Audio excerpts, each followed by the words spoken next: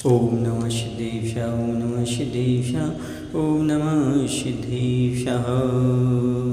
महावीर प्रभु की कथा कहता हूँ मैं आज, मन वच तन से न मान्य हो, पूर्ण बने सब काज, पूर्ण बने सब काज। बोले देवादेव श्री महावीर भगवान की जय। आचार्य गुरुदेव भगवान श्री विद्यासागर जी महाराज की जय। पिछली कहानी में हम यह सुनकर के आए हैं कि रानी माता त्रिशला ने रात्रि के अंतिम पहर में 16 स्वप्न देखे। प्रातःकाल जाग कर के वहाँ स्नान आदि से निर्वृत्त होकर के और महाराज की सभा में प्रवेश कर गईं। महाराज अपनी प्राण प्रिया को अपनी ओर आते हुए देख कर के बड़े प्रसन्न हुए। बैठने के लिए उन्होंने रानी को अपना आधा आसन समर्पित कर दिया। महारानी प्रसन्नचित्त हो उच्च आसन पर बैठ गई।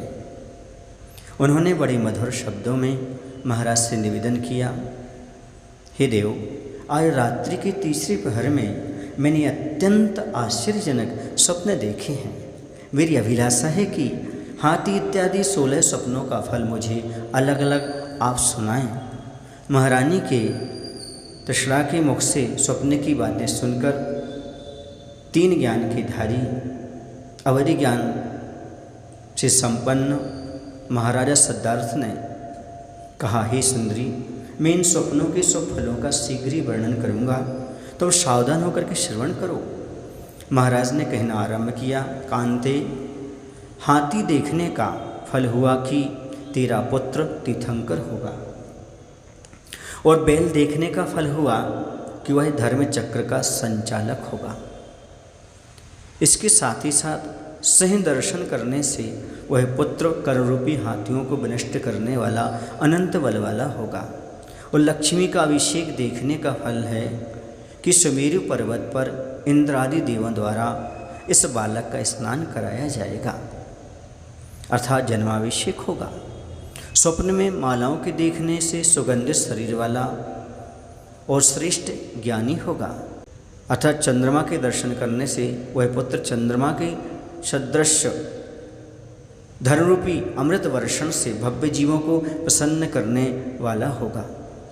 और सूर्य के देखने से वह अज्ञान रूपी अंधकार का विनाशक तथा उन्हीं के समान कांति वाला होगा। जल से परिपूर्ण गणों के देखने से आपके लिए फल होगा कि वह अनेक निधियों का स्वामी तथा ज्ञान ध्यान रूपी अमृत का घट होगा। मछली की जोड़ी या युगल मछलियाँ देखने से सबके लिए कल्याणकारी तथा स्वयं महान सुखी होगा। सरोवर देखने से शुभ लक्षण तथा व्यंजनों से सुशोभित शरीरधारी होगा। समुद्र के देखने से 9 केवल लब्धियों वाला केवल ज्ञानी होगा, तथा सिंहासन देखने से महाराज पदवाच्य जगत का स्वामी होगा। और स्वर्ग का विमान देखने का फल यह हुआ कि वह पुत्र स्वर्ग से आकर के अवतार धारण करेगा। जो अच्छे स्वर्ग में अभी हैं वहाँ से च्युत होकर के यहाँ पर माँ के गर्भ में आएंगे। और नागेंद्र भवन के अवलोकन से अवधि ज्ञान रूपी नेत्र को धारण करने वाला होगा।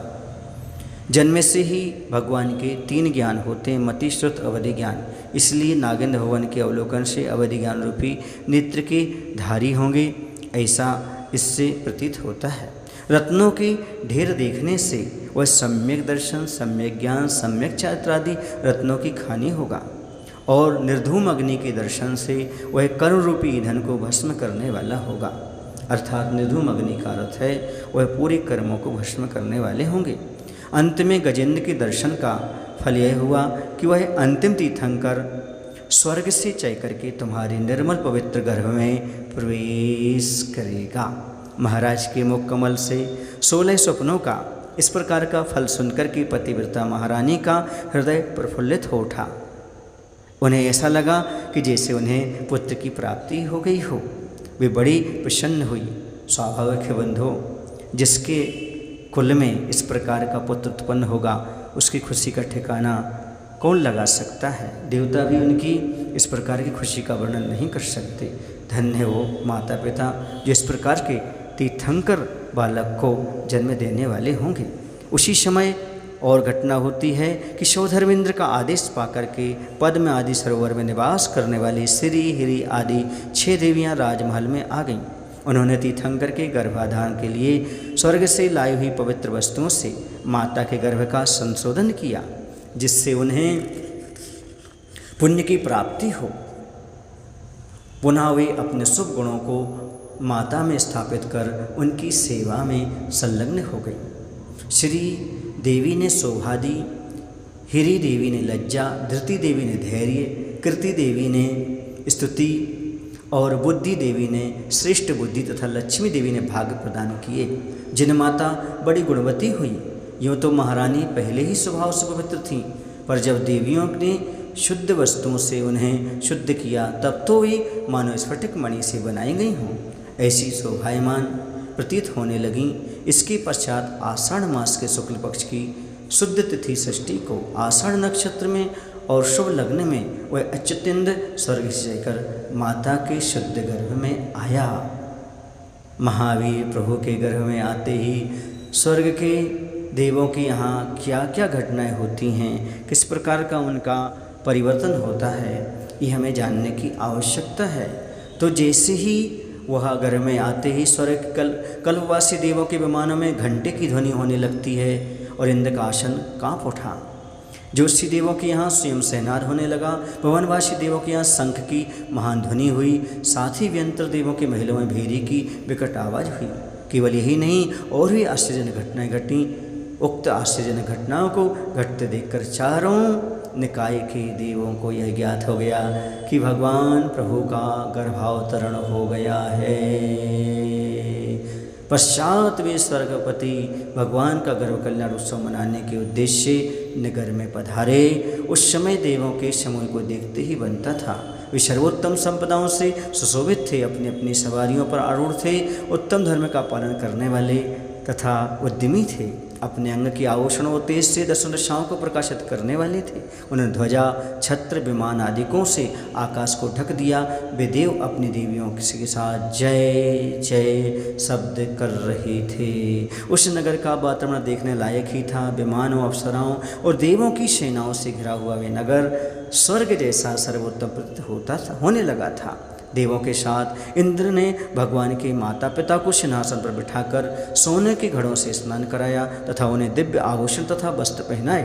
माता के गर्भ स्थित भगवान को सबों ने 3 प्रदक्षिणा दे नमस्कार किया। इस प्रकार सौधर्मेंद्र भगवान का गर्भ कल्याणक संपन्न कर जिन माता की सेवा में देवियों को रख देवों के साथ पुण्य उपार्जन करता हुआ बड़ी प्रसन्नता के साथ पुनः स्वर्ग को लौटा।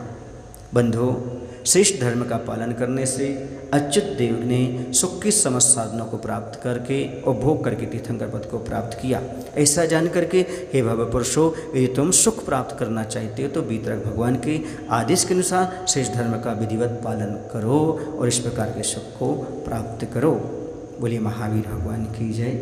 आचार्य विद्यासागर जी महाराज की जय।